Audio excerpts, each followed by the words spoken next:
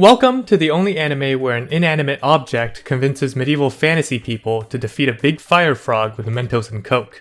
I wish I was joking. This is Reborn as a Vending Machine, Now I Wander the Dungeon. That's right, this anime is real and so is this video. I'd like to tell you what this anime is about, but since light novel authors are so creativity starved that they just put a synopsis as their novel title, my job has been made a lot easier. But for the sake of this video's runtime, I'm going to tell you what this anime is about anyways. It's about this guy.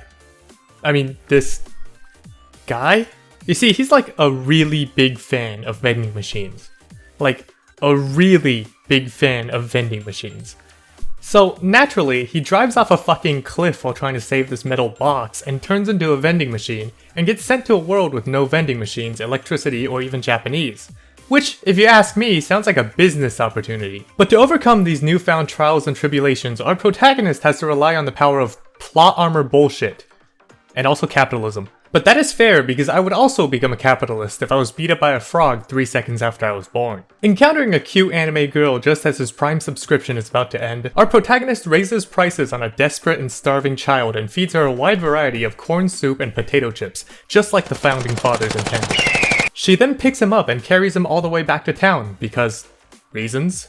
Now set up at this new venue full of business opportunities, our protagonist does something that any good, law-abiding vending machine would do, and causes a monopoly. Ignoring the obvious incoming economic deflation due to his deletion of physical currency, our protagonist continues to sell canned beans to the locals at ludicrous prices until Smokey the Bear shows up and shoots him with a gun. Until Smokey the Bear shows up and asks him to participate in the subjugation of those frogs from earlier, and of course he responds with, "That sounds good, I will see you tomorrow at dawn." And now you must be wondering to yourself, how can a fucking metal box possibly be useful at all in combat? And I must say, that's a good question. However, he was only asked to come along because he's able to provide warm food and drink at affordable prices as a counterweight. Yeah bitch, we're playing Terraria now. You see, the main girl of this series, apart from having a parasocial relationship with a fucking vending machine, is also uncoordinated as all fuck and cannot land a single punch on anybody, so she needs this 1,000-pound box on her back at all times so she can be useful. I shit you not, that is actually the way they make him useful in combat situations. That and dispensing Coke and Mentos? I'm sorry, who in their right mind sees a giant flaming frog with big ass fangs and just thinks, yeah, let's shoot it with a carbonated beverage, that would totally work. That totally worked. Why?